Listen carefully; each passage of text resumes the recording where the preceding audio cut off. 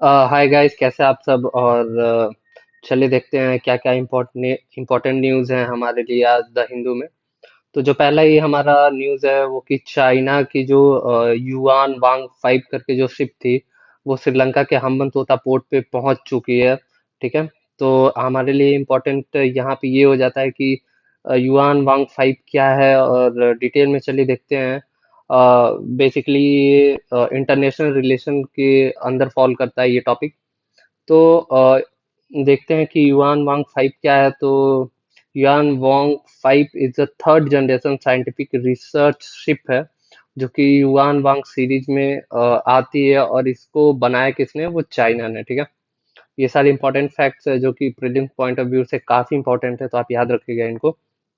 जो शिप है वो यूज की जाती है जैसे सैटेलाइट को मॉनिटर करने के लिए, रॉकेट और इंटरकॉन्टिनेंटल बैलिस्टिक मिसाइल को लॉन्च करने के लिए। और अ, कुछ एक्सपर्ट ऐसा भी कह रहे हैं कि ये डुअल यूज शिप है, लाइक स्पाई का भी काम कर रही है। ठीक है। और जो अगला हमारा पॉइंट ये है कि ship will be use by China to conduct satellite control and research tracking in the north western part of Indian Ocean region. ठीक है। तो ये इंडियन ओशन रीजन का जो वेस्टर्न पार्ट है, उसमें ये रिसर्च करेगी ये जो शिप है चाइना की। ठीक है। अगस्त से सितंबर के बीच में।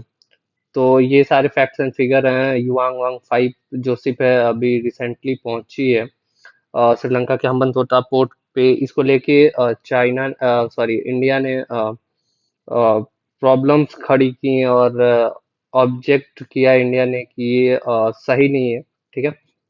और अदर कंट्रीज जो हैं वो भी इंडिया के पक्ष में खड़ी हुई हैं। ठीक है। तो चलिए अगला न्यूज़ ये है। बेसिकली एक पॉलिटिक्स है, और काफ़ी न्यूज़ में था, तो एग्जाम के लिए उतना इम्पोर्टेंट नहीं है, बट काफ़ी ट्रेंडिंग टॉपिक था, तो मैंने कहा चलिए एक बार देख लेते हैं ब्रीफ में कि जो बिहार है वहाँ पे एक नई सरकार का गठन हुआ है, आरजेडी और जेडीयू का कोalition से। ठीक है। 31 मिनिस्टर टोटल बने हैं। ठीक है। उसमें जो हैं आपके जो 16 मिनिस्टर्स है वो आरजेडी से हैं, और 11 जो हैं वो जेडीयू से बने हैं। ठीक है। बस इतना ही था कि एक कोaliशन गवर्नमेंट फॉर्म हुई है बिहार में, और 31 मिनिस्टर्स इनके बने हैं। चलिए आगे देखते हैं कि इम्पोर्टेंट न्यूज़ हमारी क्या है। तो ये आपका एनवायरमेंट पॉइंट ऑफ व्यू से काफ़ी इंपॉर्टेंट हो जाता है, और खास करके प्री से रिलेटेड है ये टॉपिक। तो देखते हैं कि अफ्रीका का जो चीता इंडिया में रिलोकेट किया जाना है वो क्या हुआ, अभी तक क्यों नहीं आया।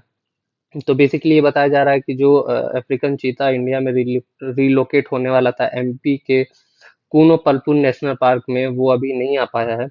तो हमारे लिए यहाँ इम्पोर्टेंट ये सारी चीज़ें जो हैं हो जाती हैं कि what is African cheetah and Kuno Palpur forest reserve. तो चलिए डिटेल में एक बार देखते हैं इन सारी चीज़ों को, क्योंकि एनवायरनमेंट से काफ़ी ज़्यादा क्वेश्चंस यूपीएससी पूछ रही है।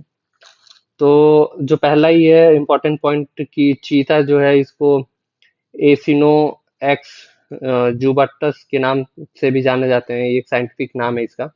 One of the oldest big cat species है ये। ठीक है। और इनके जो एंसिस्टर्स है उनको ट्रैक किया जाते हैं 5 मिलियन ईयर्स अगो, या मायोसिना एरा में इनके एंसिस्टर्स पाए जाते थे। Cheetah is also the world fastest land mammal के नाम से भी जाना जाता है। ठीक है। और जो अफ्रीकन चीता है, इसको याद रखिएगा, ये अफ्रीकन चीता जो है वो वल्नरेबल लिस्ट में आईयूसीएन के। ठीक। और दो है बेसिकली डिफरेंस है, एक अफ्रीकन चीता होता है और दूसरा एशियाटिक चीता होता है।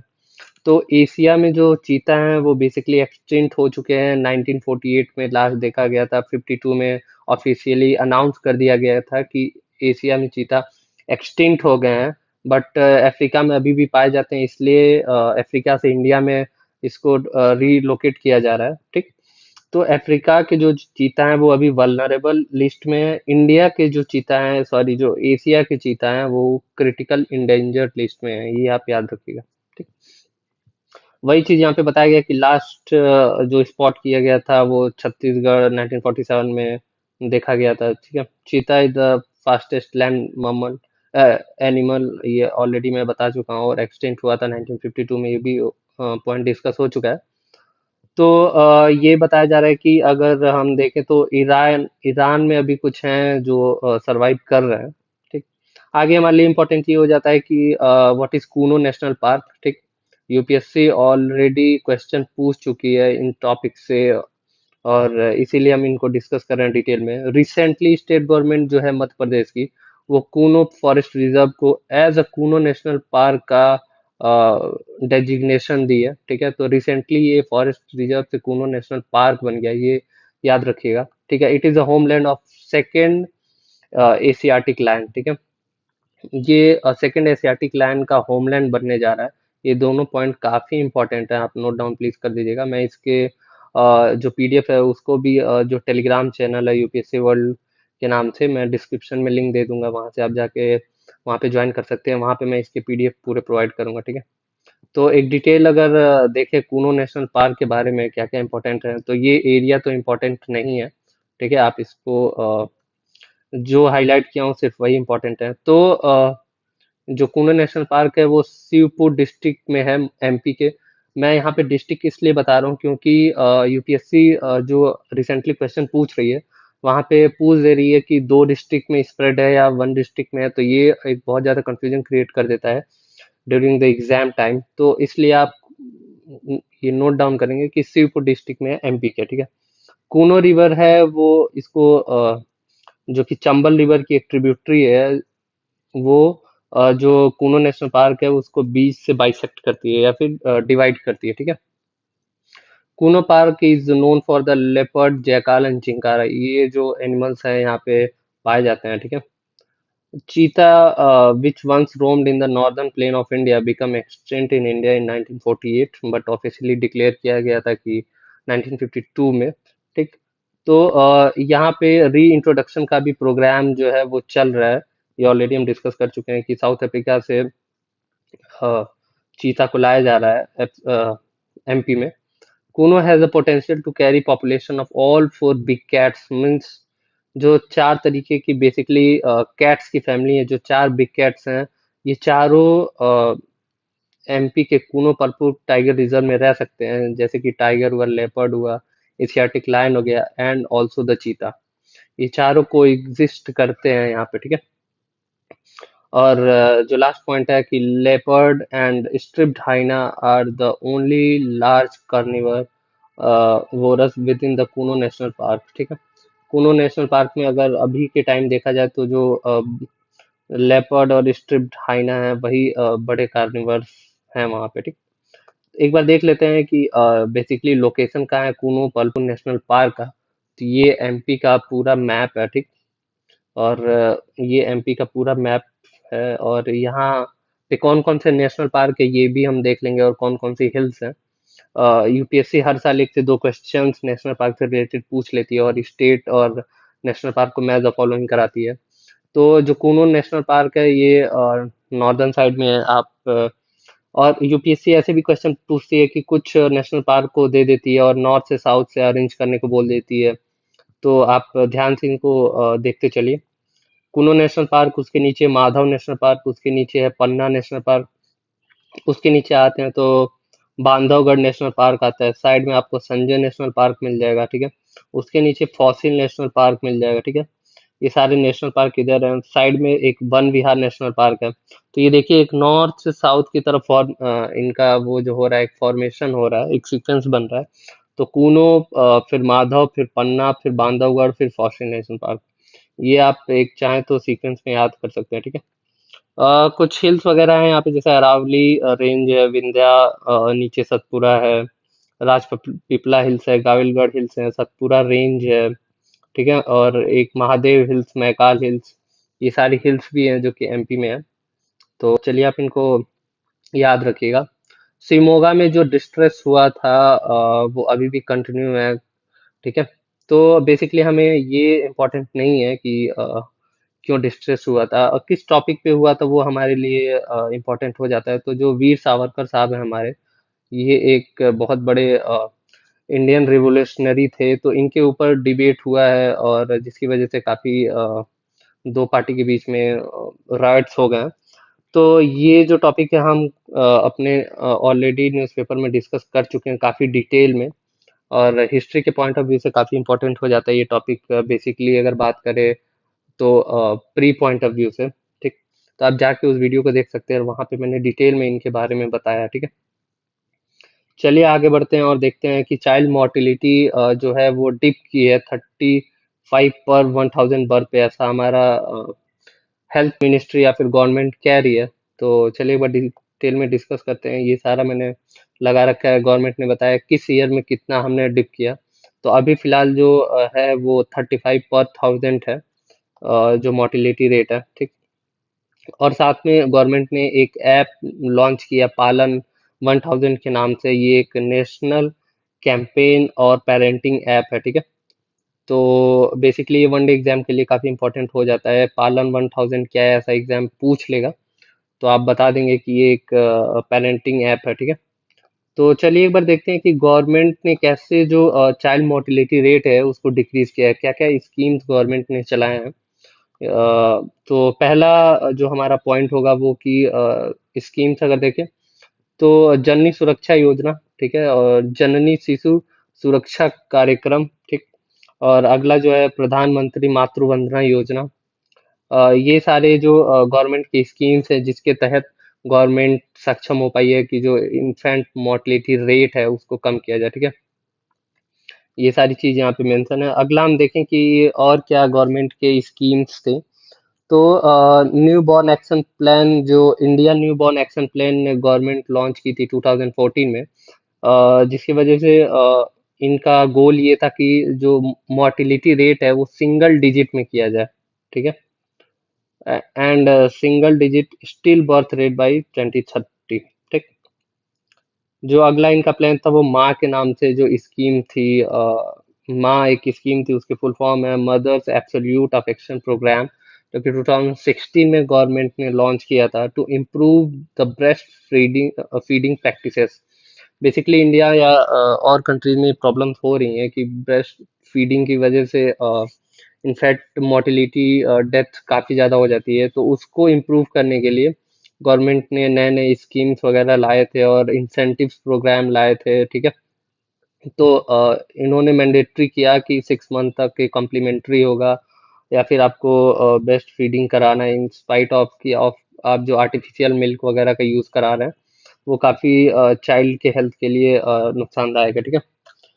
एक और इन्होंने village health and nutrition awareness programme start किया था, जिसमें बताया जा रहा था कि अपने चाइल्ड के हेल्थ और न्यूट्रिशन का एजुकेशन दिया जा रहा था, ठीक है, और आप कैसे अपने चाइल्ड के न्यूट्रिशन को इम्प्रूव कर सकते हैं, ठीक है। यहाँ पे एक और जो न्यूज आई है उसमें ये बताया गया है कि जो तलाक़े हसन है, अ, वो नॉट सो इम्प्रॉपर, ठीक है, ऐसा सुप्रीम कोर्ट बोल रही है। बेसिकली जो पिटिशनर है उन्होंने ये फाइल किया है कि जो तलाक़ हसन है वो सही नहीं है, ठीक है। तो इसको भी स्ट्रक डाउन करना चाहिए। तो बेसिकली देखते हैं, फिर एक बार डिटेल में देखेंगे कि क्या है, बैकग्राउंड भी देखेंगे। यहाँ पे बताया गया बेसिकली तलाक 3 तरीके की होती हैं अगर देखा जाए तो, तलाक एहसान, हसन एंड तलाक बिद्दत, ठीक है। तो ये 3 तरीके की होती हैं। तलाक बिद्दत ऑलरेडी स्ट्रक डाउन किया जा चुका है 2017 में सायरा बानो के केस में, जिसमें 5 जजों के बेंच ने इसको स्ट्राइक डाउन कर दिया और बोला कि अ, ये किसी भी रिलीजन में नहीं हो सकता कि आप इसको फॉलो करें, ठीक है।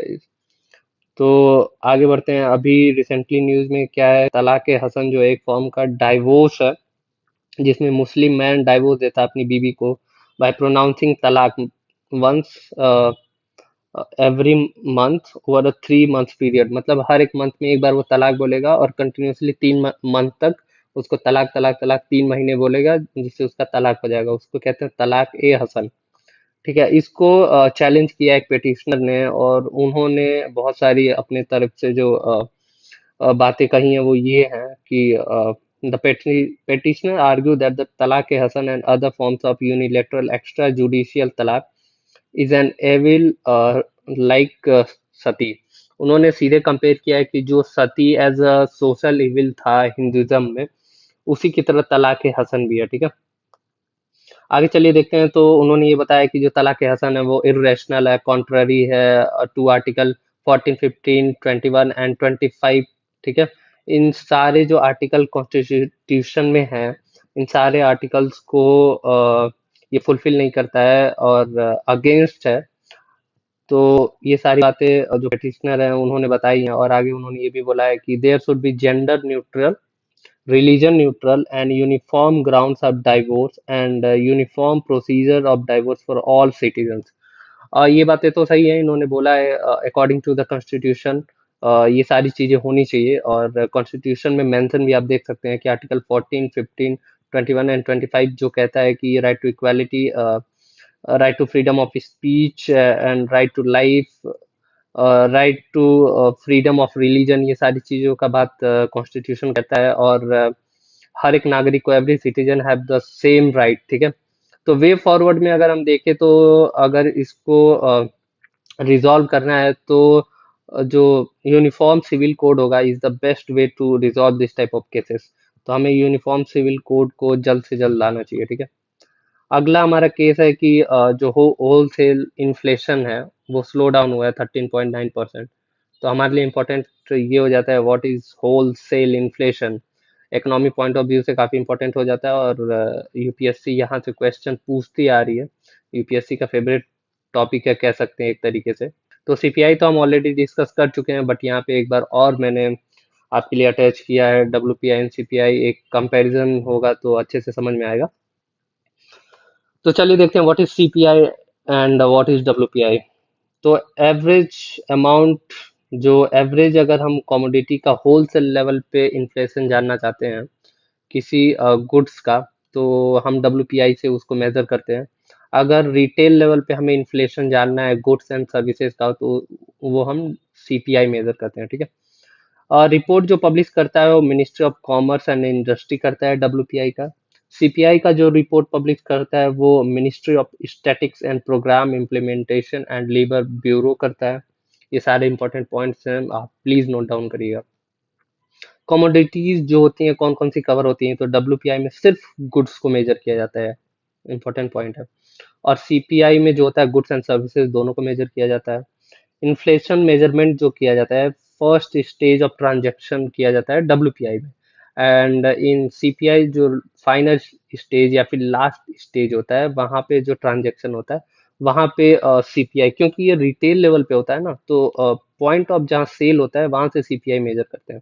ठीक, जो मैन्युफैक्चरर्स प्राइस पेड जो होता है वो मैन्युफैक्चरर और होलसेलर के द्वारा होता है, यहाँ कंज्यूमर के द्वारा होता है। ठीक है, टाइप्स ऑफ कमोडिटीज मीन्स कौन कौन सी कमोडिटीज डब्ल्यूपीआई और सीपीआई में आती हैं, तो डब्ल्यूपीआई में जो आता है manufacturing units and immediate goods like minerals, machinery and basic metals आते हैं। ठीक है, और अगर हम सीपीआई में देखें तो education, communication, transportation, recreation, April, food and beverages, housing and medical care, hospitality, means जितने गुड्स एंड सर्विसेज ये दोनों कवर किए जाते हैं इसमें। बेस ईयर की बात करें, ये भी इंपॉर्टेंट है, क्वेश्चन पूछे जा चुके हैं।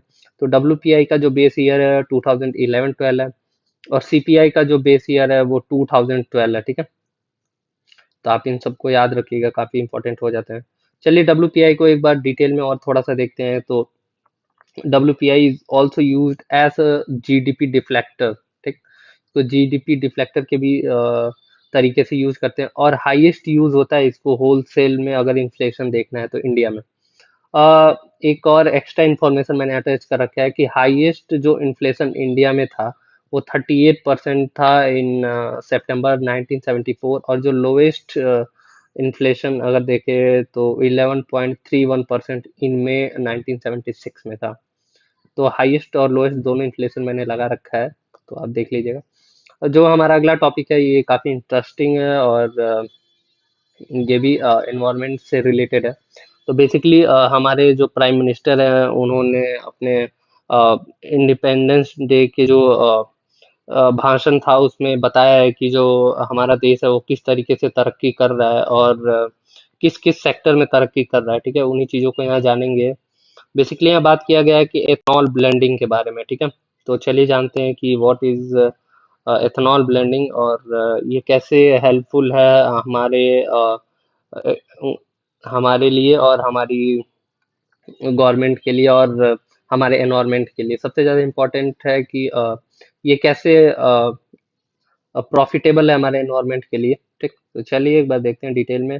ये वही सारी चीज़ें यहाँ पे बताई गई हैं कि जो हमारे प्राइम मिनिस्टर साहब हैं, मैं बेसिकली नाम नहीं लेता किसी का, क्योंकि पॉलिटाइजेशन इंपॉर्टेंट नहीं है हमारा। हमें सिर्फ न्यूज़ और फैक्ट से मतलब है, ठीक है। और आपको हमेशा न्यूट्रल होना होगा, क्योंकि यूपीएससी एग्जाम आपको हमेशा न्यूट्रल चाहती है, ठीक है, कि आप न्यूट्रल रहें। आपका काम है सिर्फ गवर्नमेंट की जो पॉलिसी है उनको देखना, ना कि आपको एक जजमेंट देना जो कि गवर्नमेंट के अपोज हो। तो चलिए ये सब बातें अलग हैं, और देखते हैं कि व्हाट इज एथनॉल ब्लेंडिंग। तो पहले जो एथनॉल ब्लेंडिंग ये यहाँ पे देख लेते हैं।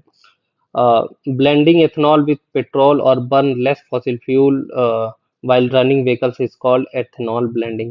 Means पेट्रोल में एथनॉल को ब्लेंड करना ही एथनॉल ब्लेंडिंग कहलाता है, जिसकी वजह से जो फॉसिल फ्यूल होगा वो थोड़ा कम बर्न हो रहा है, जिसकी वजह से जो पॉल्यूशन होगा वो कम हो। ठीक, यहाँ पे बताया गया है कि अभी रिसेंटली जो हमारा कंट्री है मीन्स इंडिया, उन्होंने वहाँ पे 10% एथनॉल की ब्लेंडिंग हमने की है, ठीक है, जो कि शुगर केन से एक्सट्रैक्ट की जाती है। ठीक, और ये सारी बातें यहाँ पे पूरी बताई गई हैं। आगे बढ़ते हैं तो इसमें ये बताया जा रहा है कि इंडिया को सेल्फ सफिशिएंट बनाना है, और इंडिया, क्योंकि इंडिया एक बिगेस्ट इंपोर्टर है फॉसिल सॉरी ऑयल का, तो इंडिया को सेल्फ सफिशिएंट बनाएंगे तो ऑयल का इंपोर्ट होगा वो भी कम होगा, जिसकी वजह से इंडिया के फॉरेन रिजर्व बचेंगे। ठीक है, चलिए ये सारी बातें आगे हुई हैं और स्टेप बाय स्टेप देखते चलते हैं। यहाँ पे ये बताया गया है कि blending ethanol with petrol to burn less fossil fuel while running vehicle is called ethanol blending. ये ऑलरेडी हम डिस्कस कर चुके हैं। Ethanol is an agricultural by product. ये सारी चीज आप नोट डाउन करिएगा, काफी इंपॉर्टेंट है। एथेनॉल जो है एक एग्रीकल्चरल बाई प्रोडक्ट है which is mainly obtain from the processing of sugar from sugarcane. Means ये शुगर केन का एक बाई प्रोडक्ट है जिसको एथेनॉल के तौर पे यूज किया जाता है, और वो एथेनॉल ब्लेंड होता है पेट्रोल से, ठीक है। But also from the source like other, और भी सोर्स हैं जहाँ से हम एथेनॉल एक्सट्रैक्ट कर सकते हैं। वो कौन कौन से सोर्स हैं याद रखिएगा, क्योंकि ऐसे ऑलरेडी क्वेश्चन पूछ चुकी है यहाँ से। तो पहला जो है राइस हस्क है, मीन्स जो धान के हस्क होती हैं वो है। और जो अगला है वो मेज है। करंटली बताया गया है कि जो 10% एथेनॉल ब्लेंडिंग है वो हमारी कंट्री में हो रहा है, ठीक है। और आगे देखिए तो इंडिया का एम क्या है, तो 2030 तक इंडिया E20 या फिर 20% एथेनॉल ब्लेंड करेगी। ये इंडिया का टारगेट है 2030 तक, ठीक है। यहाँ पे वही पॉइंट बताया गया कि एथेनॉल ब्लेंडिंग अगर हम करेंगे तो जो हमारा ऑयल का इंपोर्ट है अदर कंट्री से वो 85% तक कम हो जाएगा, ठीक है।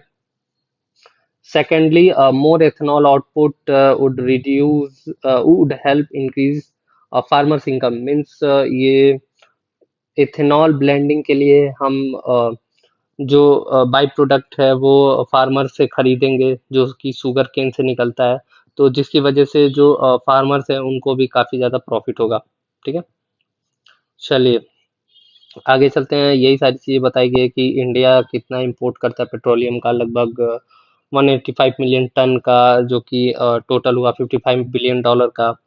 और अगर हम एथेनॉल ब्लेंडिंग करेंगे तो जिसकी वजह से इंडिया को जो इंपोर्ट का है वो कम करना पड़ेगा, और जिससे इंडिया को $4 बिलियन का प्रॉफिट होगा, ठीक है। चलिए आगे देखते हैं। तो India has allowed procurement of ethanol produce from other source like molasses, जो कि इंडिया की फर्स्ट जनरेशन है एथेनॉल के लिए। जो फर्स्ट जनरेशन एथेनॉल निकलता है वो मोलासेस वगैरह से निकलता है। और अगर सेकंड जनरेशन देखना है हमें तो जैसे कि राइस स्ट्रॉ से, व्हीट स्ट्रॉ से, कॉर्न कॉब से, कॉर्न स्टोबर से, बगासे जो होते हैं वह उससे, बम्बू यानी बांस, और वुडी बायोमास, ये सारे चीज हैं जहाँ से आपके इथेनॉल एक्सट्रैक्ट किए जा सकते हैं, ठीक है। तो ये सेकंड जनरेशन इथेनॉल यहाँ से एक्सट्रैक्ट किया जाएगा। प्लीज आप इसको नोट डाउन करिएगा, इसलिए मैं हाईलाइट कर रहा हूँ दोबारा। राइस हो गया आपका, ठीक है, राइस हो गया, राइस स्ट्रॉ हो गया, व्हीट स्ट्रॉ हो गया, कॉर्न कॉब हो गया, कॉर्न स्टॉवर हो गया, बगासे हो गए, बम्बू हो गया, and the last one is woody biomass. ये सारी चीजें हैं जो कि सेकंड जनरेशन एथेनॉल प्रोड्यूसन प्रोडक्शन करने के लिए इंपॉर्टेंट है, ठीक है। तो चलिए ये सारी चीजें हम डिस्कस कर लिए, आगे बढ़ते हैं। थोड़ा और इम्पोर्टेंट चीज क्या है कि बताया गया है कि और कंट्रीज, जो अदर कंट्रीज हैं, वो भी एथेनॉल ब्लेंडिंग करती हैं कि नहीं। तो हाँ, यहाँ पे बताया गया कि countries like US, China, Canada and Brazil also using the ethanol blending petrol. तो एक एग्जांपल दिया गया है कि जैसे कि ब्राजील है, वो 27% तक पहुंच गया है इथेनॉल ब्लेंडिंग में 2021 तक। तो इंडिया भी एम कर रहा है कि वो जल्दी ही 20% पहुंच जाए, और इंडिया का टारगेट है 2030 तक हम एथेनॉल को 20% पेट्रोल के साथ ब्लेंड करेंगे, ठीक है। एक डेटा दिया गया है कि ऑन एन एवरेज जो एक टन ऑफ शुगर केन होता है, वो 100 kg ऑफ शुगर और 70 लीटर ऑफ एथेनॉल प्रोड्यूस करता है, ठीक है। तो ये सारा इम्पोर्टेंट पॉइंट था एनवायरनमेंट से रिलेटेड। तो आज की इतनी ही न्यूज़ थी, तो thank you for watching this video.